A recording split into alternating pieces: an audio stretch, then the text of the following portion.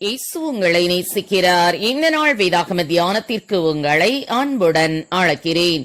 நான் துன்பத்தின் நடுவில் நடந்தாலும் நீர் என்னை உயிர்ப்பிப்பீர். 138 சங்கீதம் 7 வசனம். ஒரு இரவு வேளை கடல் கொந்தளித்துக் கொண்டிருந்த நேரத்தில் கப்பலில் வேலை செய்து கொண்டிருந்த ஒருவர் மேல்தட்டில் நின்று தன் பணியை செய்து கொண்டிருந்தார். மற்ற கப்பல் தொழிலாளிகள் அனைவரும் தூங்கிவிட்டார்கள். திடீரென்று கப்பலின் மேல் மோதின ஒரு பெரிய அலையினால் கப்பல் ஒரு பக்கமாய் சாய்ந்தது. அப்பொழுது அவர் மேல்தட்டிலிருந்து கடலுக்குள் விழுந்து விட்டார். அவர் கடலுக்குள் விழுந்ததை யாரும் கவனிக்கவில்லை. திடீரென்று எதிர்பாராமல் விழுந்த அவர் தன்னால் இயன்ற மட்டும் சத்தம் எழுப்பி தன்னை காப்பாற்றும்படி சத்தமிட்டு கூப்பிட்டார். ஆனால் அவருடைய சத்தம் யாருடைய காதிலும் கேட்கவில்லை.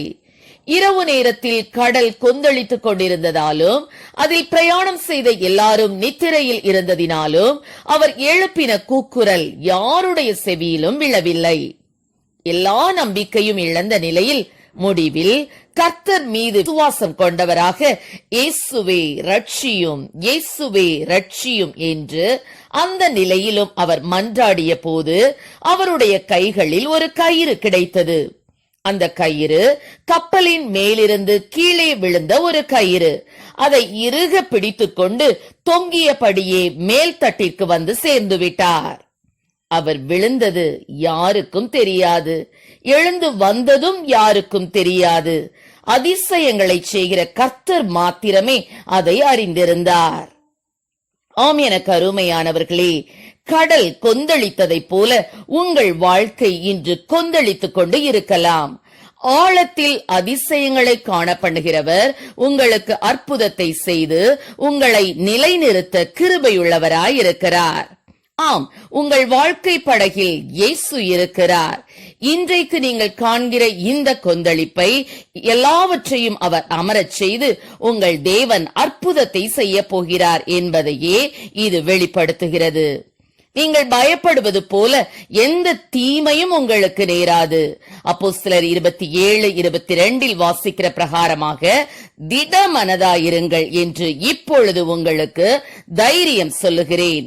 உங்களுக்கு பிராண சேதம் வராது. மேலும் வேதம் சொல்லுகிறது, அப்பொழுது தங்கள் ஆபத்திலே கர்த்தரை நோக்கி கூப்பிடுகிறார்கள், அவர்கள் இக்கட்டுகளுக்கு அவர்களை நீங்களாக்கி விடுவிக்கிறார்.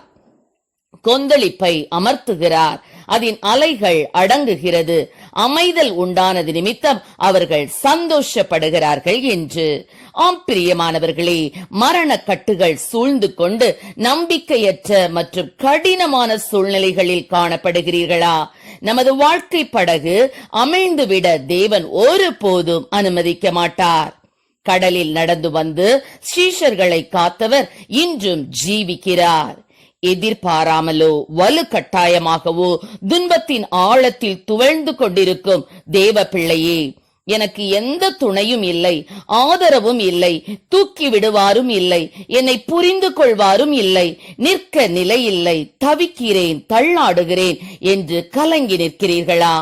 தைரியமாயிருங்கள், தூக்கி எடுக்க கர்த்தர் உண்டு. பயங்கரமான குழியிலும் உளையான சேற்றிலும் இருந்து தூக்கி எடுத்து கன்மலையின் மேல் நிறுத்துவார். கர்த்தர் தாமே நம்மை ஆசீர்வதிப்பாராக. ஆமென். ஜெபம். எங்களை அதிகமாய் நேசித்து நடத்துகிறீங்களா அன்பின் பரலோக பிதாவே, அப்பா ஸ்தோத்திர. இந்த நாளிலே கர்த்தாவே ஸ்தோத்திரப்பா, வாழ்க்கையினும் படகு அமிழ்ந்து போகிற ஒரு சூழ்நிலையில் ஆண்டவரே கலங்கி கொண்டிருக்கிற பிள்ளைகளுக்காக அவருடைய சமூகத்தில் வருகிறோம் அப்பா. அவருடைய ஆபத்தின் ஆழத்திலிருந்து கூப்பிடுகிற கூக்குரலை கேட்டு என் தேவனீர் அவர்களை விடுவிப்பீராக ராஜா. நான் துன்பத்தின் நடுவில் நடந்தாலும் நீர் என்னை உயிர்ப்பிப்பீர் என்று சங்கீதக்காரன் சொன்னது போல ஆண்டவரே அப்பா, இயேசுவே ரட்சியும் என்று சொல்லி உம்மை நோக்கி பார்க்கிற பிள்ளைகளுக்கு ஆண்டவரே எல்லா கலக்கங்களையும் நீக்கி அவர்களை தூக்கி எடுத்து என் தேவனீர் கண்மலையின் மேலே நிறுத்துவீராக. ஆசீர்வதியும். இயேசுவின் நாமத்திலே ஜெபிக்கிறோம் நல்ல பிதாவே. ஆமென்.